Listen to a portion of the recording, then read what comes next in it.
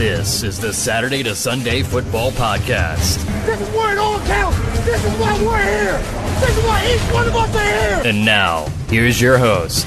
And the summer seminar series keeps rolling along.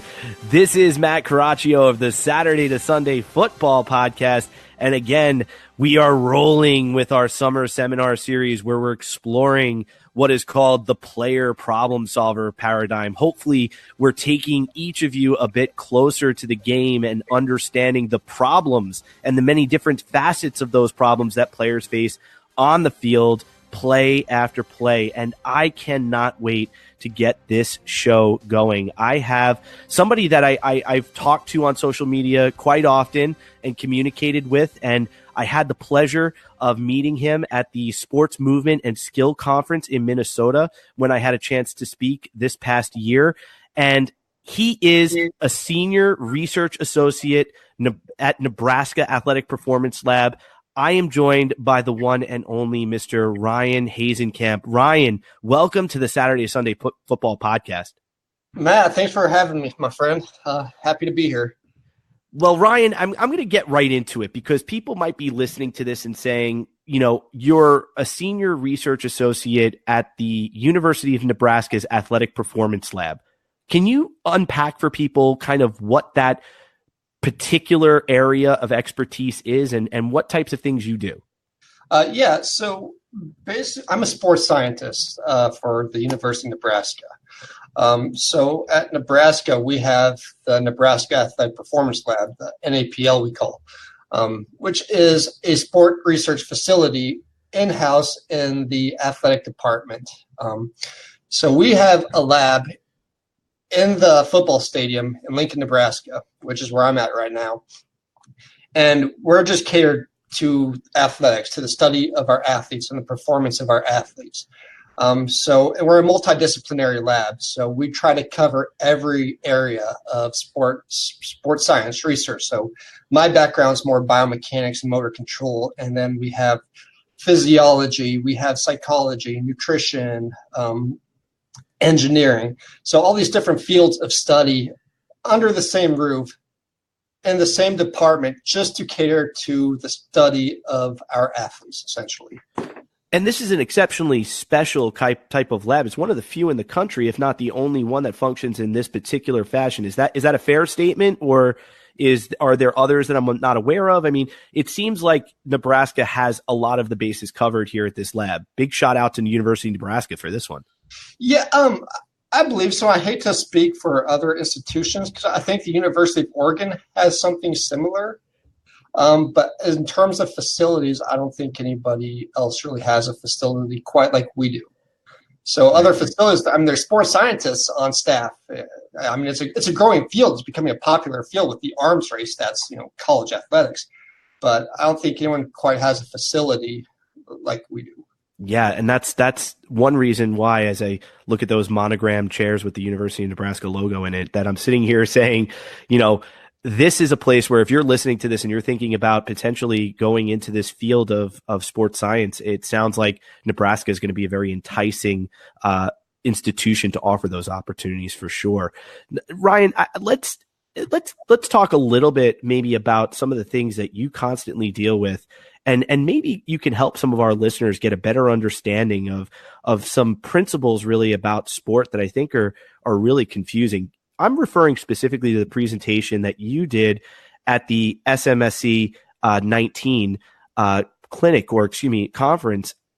The idea about chaos and what chaos really is in terms of sport, where it fits, because it seems like that's a principle or an idea that people are very cavalier about throwing around. And it doesn't mean that they don't know what they're talking about, because for sure, I'm not sure if I know what I'm talking about, but I do suspect that we are a little bit, blasé in the way that we throw these things around. And maybe there's more that we need to kind of understand about this idea of chaos in sports to maybe reel in our understanding of the concept and its application. Can you kind of give us an understanding of what we're missing out on? Yeah, so the term chaos, I guess, depending upon which lens you view the term through, terminology, it can mean one thing or another. So, like, just you look up, just generally speaking, the term chaos is typically defined as a state of disorder, essentially.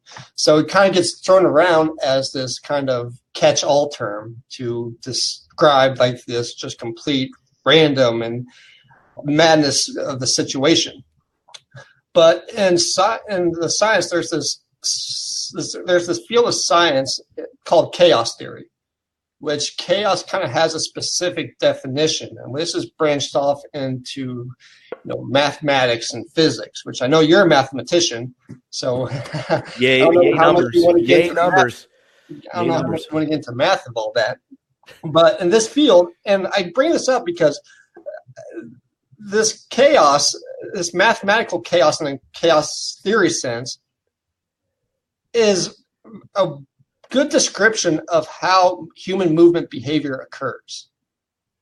So chaos in this sense is like a series of events, a state that appears to be random. But in fact, if you look upon it in closer inspection, there's a lot of order and a lot of structure to it that does not initially appear that way.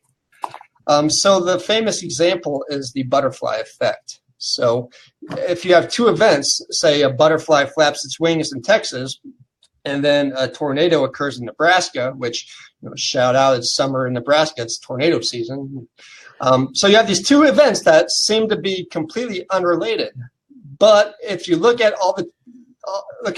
closer into this detail, maybe the little gust of wind from the flap of the wings from the butterfly adds up with another gust of wind, and eventually all those series kind of build up in a series of events, and that leads to the tornado.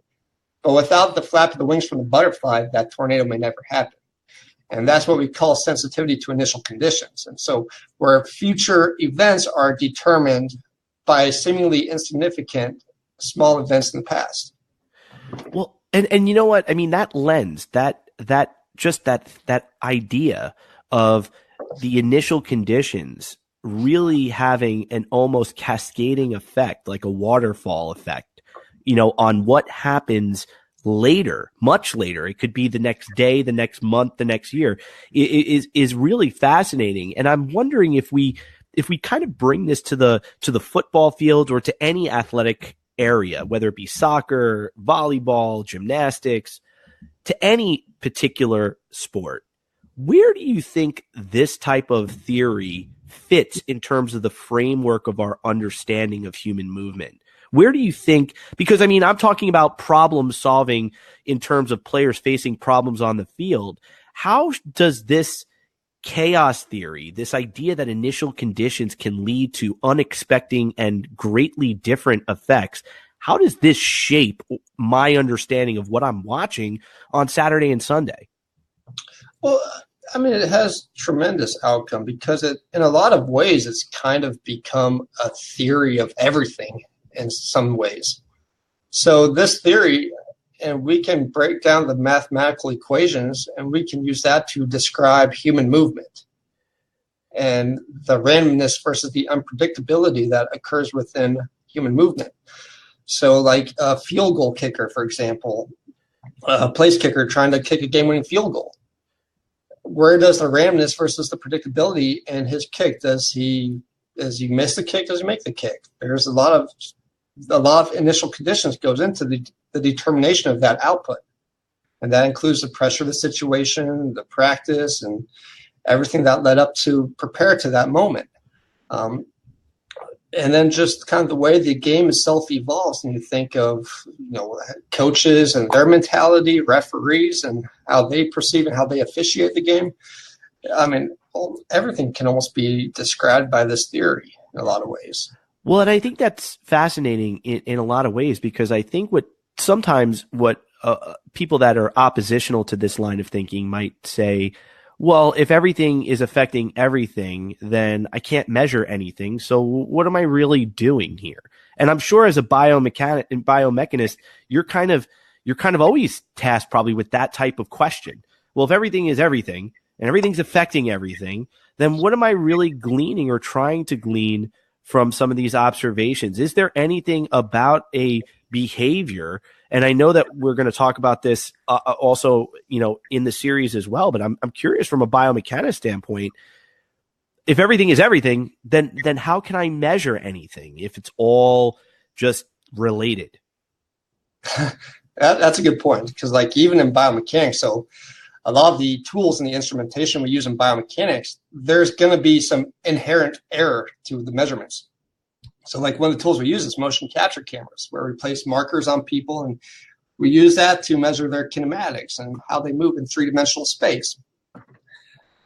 But even like the best technology we have, it's not fully 100% accurate, because even the markers, you place it on like the superficial layer of the skin, and then there's some skin artifact, there's muscle artifact. It's not directly measuring what's happening at the joints, but it's a very good approximation. And even though it may not be 100% accurate, or we may not be able to say everything, or viewing the lens, everything's everything, it's pretty damn good. And at least having a little snippet of the information is better than having no information at all. No, and I think that's a fantastic point. And I think circling back to some of the things that you said earlier that I think are probably appropriate at this time is talking about how you're also tasked with measuring more than just the joint angles and the movements. I mean, there is other areas that your performance lab, for example, are investigating: the pressure, the psychology of the situation. There are so many other factors just besides the measurement error that really seem to be going into play. Is that a fair statement that I'm making? Yeah, absolutely. And that's one of the things I love about working here, because, I mean, it's not just one field. I mean, human performance isn't just one thing or another. It's everything. And I feel like the field of science is moving away from just this isolated kind of silo point of view, just overall. But it's not just the biomechanics. It's the biomechanics and the psychology and the physiology, and everything contributes. And we're really blessed to have the facilities, but we have an amazing staff here as well with, PhDs in physiology and psychology, that we kind of all put our minds together to do the best we can for our athletes. So, and as we kind of transition this discussion from this, the more of the measurement kind of science oriented approach, as we kind of begin to look at human movement and motor learning or motor control, what do you think about when I know a lot of the people out there, including myself, will hear terms like kinematics and kinetics, and they are thrown around equally as cavalierly as chaos.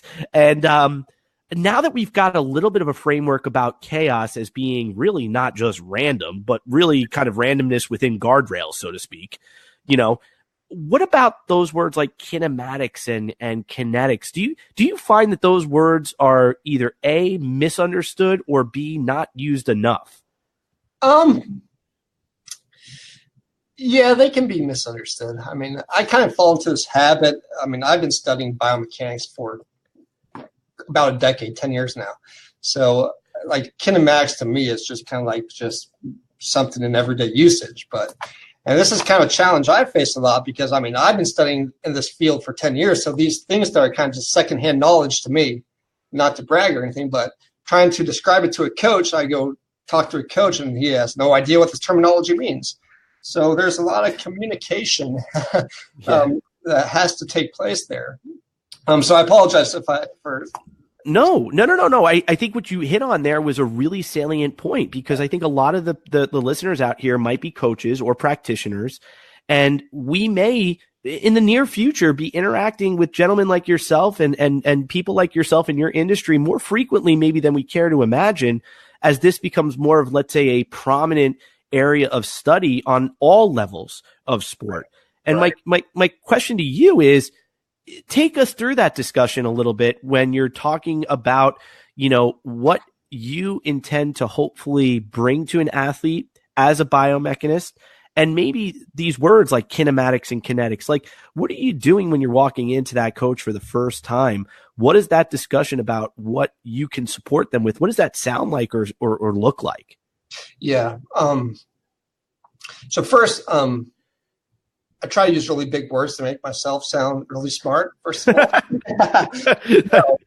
Well, you got the monogram chairs from Nebraska. I mean, that alone, I mean, I'm sure people have monogram chairs there, but you got the monogram chairs. I mean, that alone sets a standard.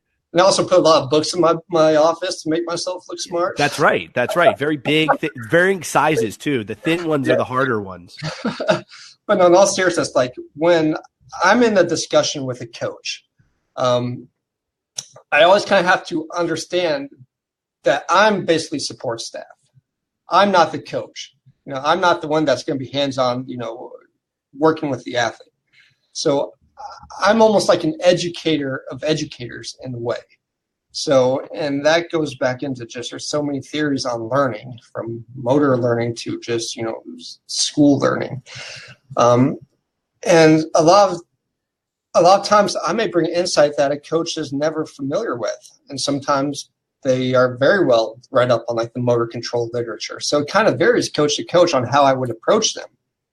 I don't mean to pause you, but I do want to ask you, can you give us a little bit of a synopsis when we say motor control, for those of us listening that may not be familiar with the research or that area of study, in general, what does that field look to kind of understand? It basically looks to how humans control their movement patterns in the simplest terms. Regardless of sport. It's not necessarily in sport. Yeah, not necessarily just sport related, but just in general, how humans move. How do we control their movement? Because it's really a difficult field to study, because it's not like something you can directly measure and measure like a control mechanism. I mean, to how we can control these fine motor movements with our fingers, with our hands.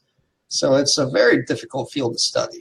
I actually always make the analogy that I feel like when we're doing evaluation of a player, it's always secondhand knowledge, because there's no primary way to really understand anything. We're always making conjecture, so to speak, based on what we're able to observe. Well, and this is kind of where a lot of disagreement can happen, because it's so difficult to measure and understand. So then we formulate these theories, whether it be a dynamical system. I don't know if your audience will be familiar with these different theories, but dynamical systems theory versus the more motor control, the motor programming theories.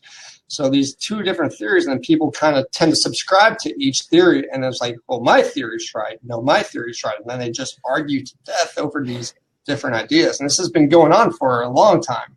Well, and I think what you said there was very fundamental, and to all of the listeners out there, including myself, it's one of those moments where you kind of have that aha, where you realize the discrepancy is really off of how do you think people learn?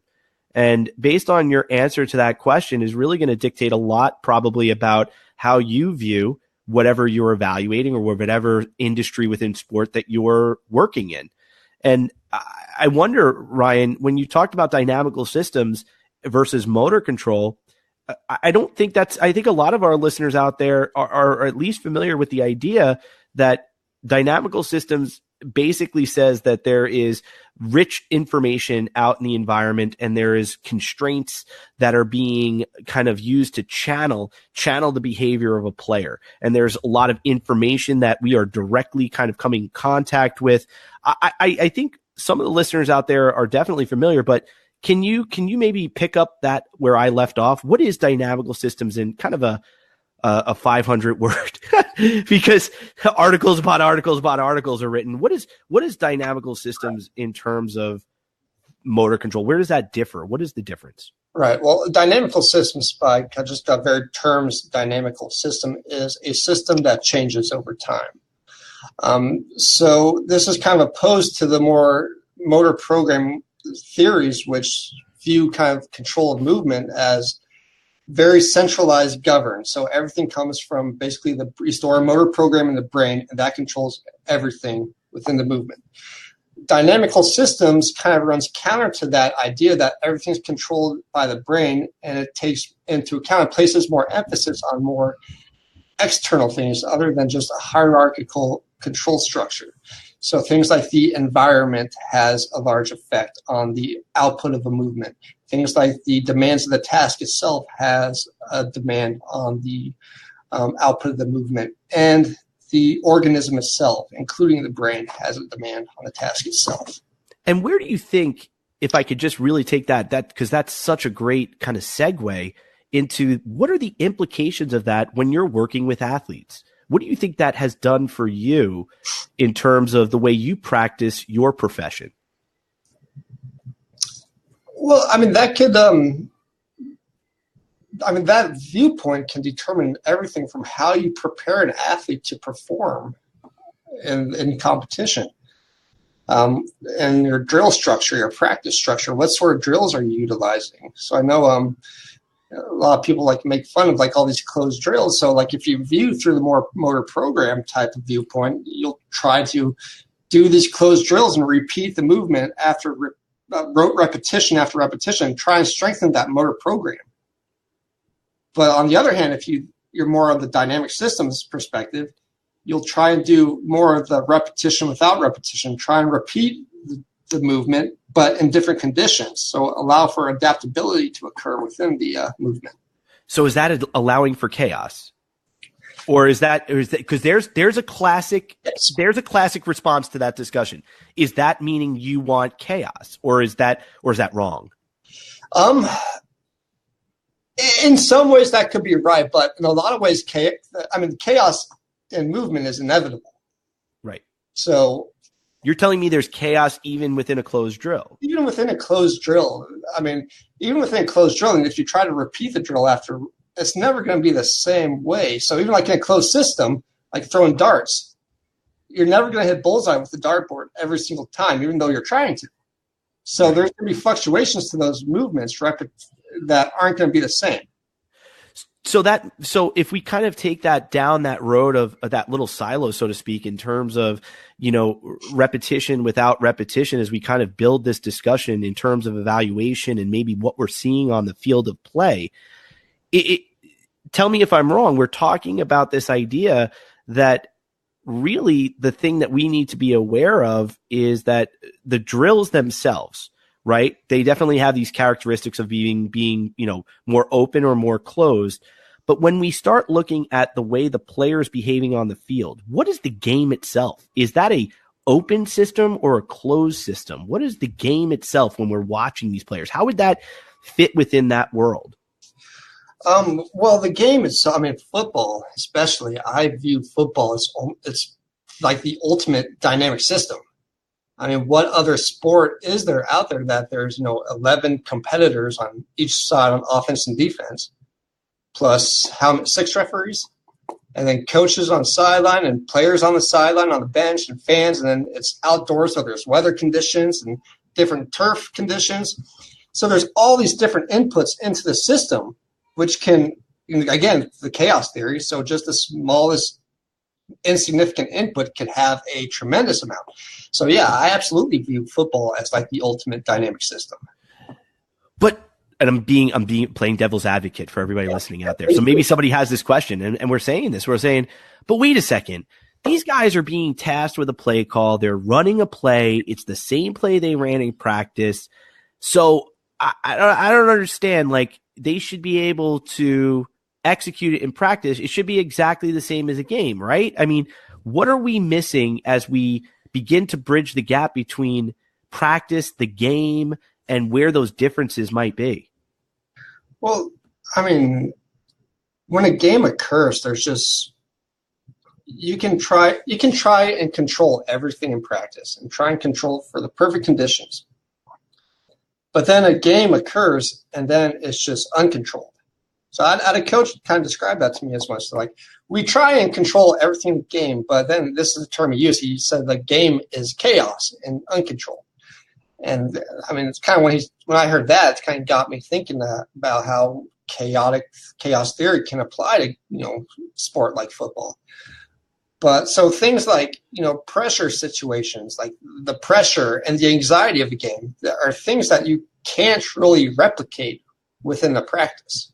I mean, you can try your best to, but there will be so many things that happen in a game that you can't ever really predict or replicate within practice.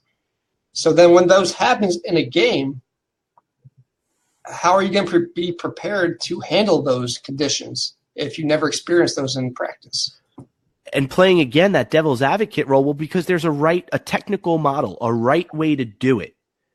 that's what I practice. There's a right way and a wrong way. How do you feel about that as a biomechanist when somebody says that to you? Like, well, there's a technical model for doing this, a right way and a wrong way. Is that even fair to apply to an individual? And you're talking in terms of like, individual positions like technique or. Yeah, it could be I'm observing a wide receiver. I'm observing a quarterback. I'm observing somebody on the soccer field. We've taught them technically, perfectly how to execute this throw using this model. And we've done it in practice, and there is a right way and a wrong way. Does that make your hair on the back of your neck stand up? Am I misunderstanding? Not really. And I don't fully disagree with that approach because, as the biomechanist in me is always looking for, optimal movement mechanics. And we know there's, physical laws of nature that, there's just, for lack of better words, bad ways to perform a movement. But then this gets into the great debate of when is a movement correct. But looking at in terms of good versus bad, I don't think that's really the right question to ask in a lot of ways. So you may have an athlete who does not have the best mechanics, but he can still perform. You look at, I'm not to trash any athletes or anything, but like how Phillip Rivers throws a football, but yet he can still perform at a high level. So should we be trying to manipulate Phillip Rivers, his throwing technique, to make it look prettier, just by how many touchdowns he throws? So it's kind of I get kind of torn on this subject a lot because I always view that we should be trying to optimize movement, but at the same time, the best athletes are going to be able to adapt and perform in any condition. So it's kind of it's a good question. Well, and you know what? And I think you hit on a really two really good things. And again, I know your time is tremendously valuable. So we'll kind of hit on these 2 points and kind of wrap it up. But I still think they're 2 great points. Number one, you talked about optimizing movement and optimizing the player's movement as a task, so to speak, in your profession. And you also talked about maybe the idea of being careful of what maybe injuries could happen if we're talking about movement being incorrect. But you talked about what is correct movement. So I'd be remiss if I didn't at least ask you those questions like, what does it mean to optimize movement, and what is correct movement in your mind as a biomechanist with a decade of experience, who's seen a lot, read a lot, been on the highest level with the best athletes at some of the biggest stages? I'm just curious where you sit, because I know this is a moving target. I'm not under any false pretense that this is not a discussion that isn't going to rage on for years to come. But where do you sit today in the summer of July of 2019? Where do you sit kind of on those topics in your mind based on your understanding? In my mind, I view like basically every athlete can always work on their movement mechanics. So I think, that's just always something that an athlete can work on. In terms of optimizing movement and movement efficiency, in the biomechanical sense, these kind of have definitions for mechanical energy flows within the body. And, there's certain movement patterns that may be a leakage in energy that may not be the best use of mechanical energy to perform the movement. So that's how I typically view movement efficiency and optimization of movement in my biomechanist viewpoint. What is a leakage? You got to help me out there, because I've seen that, I've heard that a lot, and I'm not aware enough of what that means. I guess in a simple sense, it's a wasted movement. It's a extraneous movement that doesn't contribute to the desired movement. No, so I think what's interesting about our discussion is when I think about the central theme of this seminar series about the problems that players face on the field and observing the problems as a way of contextualizing what seems to be very desperate types of disciplines, but yet they're all very much united.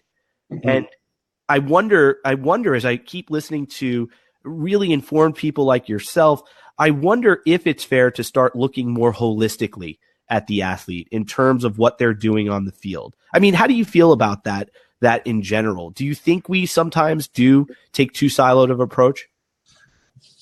Yeah, I mean, I think it's almost human nature to in a lot of ways because, athletes are so very complex. And this is almost a line that I have to tread daily on simplicity versus complexity. Whereas if you look at it too simple, you're not capturing the whole dynamics of the system. You're not going to be able to describe or treat everything that's happening. But if you get too complex, you can get lost in all the weeds and the minutia of everything. So, and I think the more we learn, the more we can grasp, the more deeper we can dive into the complexity. But I think a lot of people, they tend to just kind of look at the superficial level of sport, whether it be like evaluation or practice or drill structure. And then they just stop at the superficial level and just, this is like the movement outcome that we want, or this is like the movement outcome they display on the field. And then they stop at that. Instead of looking deeper into that, okay, this is what's happening. Now, why is that happening? What's contributing to that? So to do that, I think requires to break out of those silos and start looking at all these different areas that may be contributing to it. That is so extremely well said and very poignant. He is Ryan Hasenkamp, a senior research associate at the University of Nebraska's Athletic Performance Lab. Ryan, I'm fairly certain as people listen to this, they're going to be drawn to you as a resource and they would love to probably learn more. How can people that have this interest, that have this passion, how can they get in contact with you? Yeah, you can follow me on my Twitter. Shout out to the Twitter. My tag is at RHCamp, RHKAMP. That'd probably be the best way to get a hold of me. And if you had to recommend, I don't know, one book or article that you're currently reading that you say, listen, if you get a chance to throw out there for somebody to watch, to listen to purchase, is there anything you're currently reading on your shelves? Because I know there's a vast amount of material out there, so I don't think anybody will hold you accountable if you don't mention a particular book or not. Is there anything out there that you've read in the past or even the present that you just kind of stands out in your mind where it's like, that really just had me thinking? And if I'm catching you at a bad time, I'm going to tell you then, make sure you tweet it out when we put this out there for people. Yeah. Well, one thing I'm thinking, it's not necessarily a book, but like blogs, online blogs from Stu McMillan are always gold, in my opinion. And Sean Mishka as well. Their blogs are just amazing. So, well, you found a friend in me in terms of that for sure, because I definitely would agree with that. Stu's work, Sean's work, outstanding. And I really, honestly, Ryan, I cannot tell you how appreciative I am knowing that these are concepts and ideas that far exceed my professional preparation. It's just a joy to be able to sit down and talk about these ideas and what really the myths and the kind of the realities of what some of these ideas are meant to communicate and maybe what we perceive they should communicate.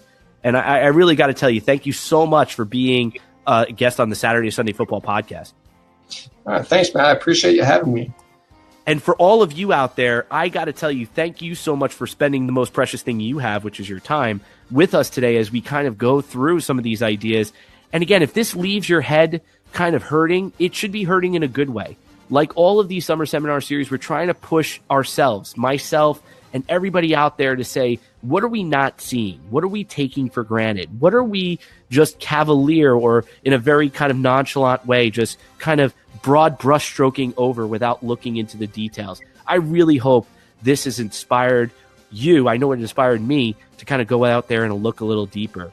So on behalf of myself and Ryan and to everybody else at the Saturday Sunday Football Podcast, thank you so much for spending your time with us. And please join us next time as we take you from Saturday to Sunday.